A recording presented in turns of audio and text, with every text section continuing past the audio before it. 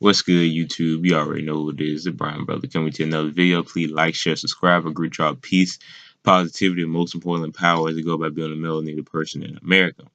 As you can see, I got my all black on. I put this on intentionally as I'm about to make this video. Well, about to do some other things, but particularly as I make this video, and I want to talk about very quickly the ideal of being cool. The OG man that I've been following for a few weeks, I guess you could say now. The YouTube channel telling about Ron Wills had a video, and I'm leave the. I guess I probably leave the original video down in the description box. And he was talking about the ideal of being cool and what that brings you. With the ideal of the benefits of being cool, and it had nothing to do with cool as in, rocking $300 pair of jeans or having $1,000 watch or anything. It was cool in the basis of being chill, being calm, cool, and collective, I like to say. It's the basis that you don't get flustered easy, you don't get anxious and nervous easy, or if you do, you learn how to suppress it and keep it as it is, an eternal um, um, emotion. And when people let the internal emotion uh, dictate or even overshadow or so much as manipulate their external appearance and their external attitudes and their external relationships, then at that particular point, that person is not cool, is not calm. They do not have a clear train of thought of mindset. And what I mean by internal emotion, like, okay, anxiety, you can curb it. It's almost like hunger. If you're in a situation where you get nervous, whether that be you approaching a young lady trying to talk to her, whether that be you about to take the ACT, whether that be you about to go out there and run a marathon or whatever it could be. You're on TV or whatever it could be, you're gonna have anxiety. Now, after a while, the anxiety is going to go away after repetition. You get what I'm saying? It's almost like when you're lifting heavy weights, and when you're on that last rep or when it's heavier than you thought, your arms begin to shake because at that particular point your body is shocked. Your body is going through something that it's not used to. It has become comfortable with things that have been imprinted or trained in your mind, like a physical activity, whatever it may be, that has been presented and imprinted in your body and in your mind. So when you do something that's new or you do something that's next level, your body's natural reaction is fight or flight. And they talk about fight or flight inside of psychology books, sociology, any kind of books like that. They talk about that fight or flight mentality. That either you're going to stay and you're going to grind it out and you're going to work, or you're going to turn off, you're going to run. But the basis of having those things are anxiety and so forth and so on. So those things are true. But being cool is that anxiety not taking over your body. You know what I'm saying? What I mean by that is you don't have bad posture. You don't when you're speaking, nervousness does not, your voice does not start cracking. You don't start doing a whole bunch of nail biting or rubbing or adjusting your clothes, because nonverbal cues go a long way. And although we may not be nonverbal experts or body language, excuse me, that's the correct term for it, body language experts, okay, our mind still observes others subconsciously and consciously. You see what I'm saying? And particularly when it's a first impression, and you see a person there who biting their fingernails, who's shaking, got bad posture, their eyes are just big, like they're about to fall out their eyes, or fall out their skull or whatever, or even worse, you shake somebody's hand and they got a limp handshake, or they shake it when they give you a handshake, and the whole time they got their eyes to the floor. That shows anxiety, but it shows lack of confidence. It shows low self-esteem. And again, all these are internal emotions, but they affect in a negative way our exterior um, um, form or lifestyle or whatever word you can use for they affect our exterior interactions. And you just see these things. And the OG, like again, he talks about just being calm, and I can tell you how far that's guided me. And I've learned a new level of calm because there's certain levels of calm. There's calm in the basis that when you see somebody pass out, your first instinct is to do CPR, because you're trained to do that, or you can start hollering and screaming and run around like they always say, chicken with their head cut off, or there's calm and cool when you're around a room of people that make a lot more money than you, and they're talking about certain things, and you don't sit up there and scared or whatever, or I guess calm and cool would be you sit up there and you see your crush or whatever, and you don't make a fool of yourself. You see what I'm saying? There's certain levels to calm. Like that's the simple stuff. That's stuff that you can run into every single day. And not saying that you're gonna see people passing out every single day, but you understand where I'm coming from. Then there's certain levels of calm where you could be, what is it, the Senate board where they want to hear you, or you're on trial for something, that wishing nothing bad on nobody, but you understand where I'm coming from, and you're in a high pressure situation. It's 5 seconds left on overtime on game 7. You see what I'm saying? Like, there's certain situations. And I look at the ultimate example of a person who's calm is a Kyrie Irving, or Dwayne Wade, or Kobe Bryant. When they had to take that shot, they were clutch. It was no such thing as them being flustered or nervous or anything.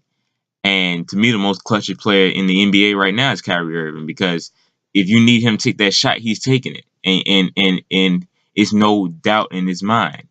That's being calm. He probably has anxiety about the situation. He probably wants to win, but he doesn't let that internal emotion control him, and so much that now it doesn't affect his external performance. So much now that he's, even after being in tight situations in repetition, he's now been able to suppress any idea of that internal emotion, which is not being calm. The calmest person ever is Mr. Tim Duncan. And what made him so great, he was calm. Kawhi Leonard, right now for the Spurs, brother's so calm. It goes a long way being calm. And we can look at those from that kind of example. We can go to another example, just life when you're in school. I remember first, like say again, the first year that I came there, um, I would rather be quiet and observe than be loud and make a fool of myself. And that's what I did the first year I was there. I made a couple of friends when my first semester of college. I made a couple of friends, or a couple of associates, because they're always usually in college. They're friends for a season. It may be 2 people or 3 people that you truly talk to or truly friends with after college. So you make a couple of acquaintances for the season. And because I was quiet, and the majority of all of my friends, or associates, or whatever you want to say, or people that I knew, either came up to me or in some variation were around me because of my calmness. You understand where I'm coming from? Whether it be somebody the opposite, gender, and just because I was calm, I tell y'all the story all the time of, I'm never disrespectful. So I sit there and calm, and they'll come to me. Or if it's about group project, and it could be guys and girls, right? And everybody else is loud, ha ha ha ha, all that chatter. You know who's gonna put the work in when it's time to do those group projects. The dude who talking the most, and always on his phone and always laughing and cracking jokes. He's not gonna pull his weight on the assignment. So as soon as the group leaders are asking people, I mean, I never had talked to you for real, but yo, what's up, or nod in my head. But you best better believe when that group project came up, I was one of the most sought after people, because they knew at the end of the day that I was calm and I did my work. If the professor asked me a question and I answered to the best of my abilities, I wasn't nervous. I don't let my voice crack. But at the same time, I don't overly look at me. The people who don't ask for attention are usually some of the people who get it. Now, there's different ways to do that, of course. There's different ways to go about it. If you're not going to ask for attention, you have to dress well. You have to have good breath, good hygiene. You have to have a nice, whatever appearance about yourself. And you have to have a confidence about yourself. Because a person who works, but a person, how can I put it, with low confidence and then doesn't ask for attention will usually just go to the background and fade out. But a person who has confidence answers the question when he needs to answer the question. And when stuff goes down, that person is so calm and so cool that they're able to handle the situation. That what makes a mental imprint on people. So like I said, then again, there's different levels of calm, the different levels of cool, the different levels of being cool. You understand where I'm coming from? So, like I said again, you can just take example. If I go back to that, like I said, in the school situation, because I was always calm, I got the respect. So my first semester there, I knew absolutely nobody there. So I started, what's up, but was very calm about it. And people gravitated towards me after they've gone through all that, and they've gone through the situations where those loud people, whatever, put them in a predicament they shouldn't have been in, or that just gets on your nerve after a while. That rah rah chatter, all that overly, stuff that gets boring after a while.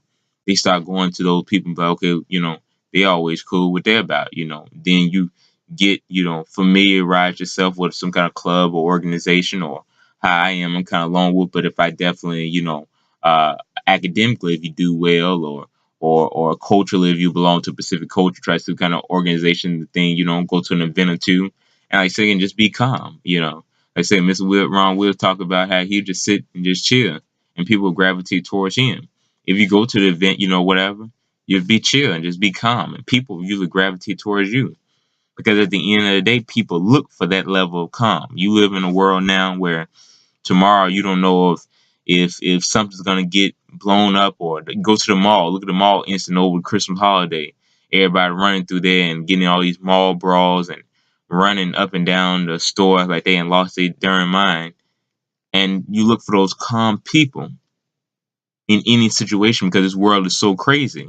So that when people come across a calm person, like, oh wow, I'm like, he talked about, as a drink of water. It's almost like it's refreshing to see that calm person. You see what I'm saying? Any situation, even in the moment of chaos, to have that calm person. That's usually the person who takes control. I remember a situation where there was a situation that happened, and everybody was freaking out. And at that particular moment, um, okay, I go into the story. I had no problem. I tell the story. I was at work, and one of the people who was uh, there at my job, not didn't work there, but just there, I guess, to turn in something, or whatever it may have been, had a medical crisis. And at that particular point, people just started hollering and screaming. So me being calm, I didn't know what it was. I didn't know it was a person that came in. Had there been some kind of joke and somebody just laughing, because it was almost like a ha ha ha. It was a lot of chatter. There was a lot of talking, a lot of high pitched voices.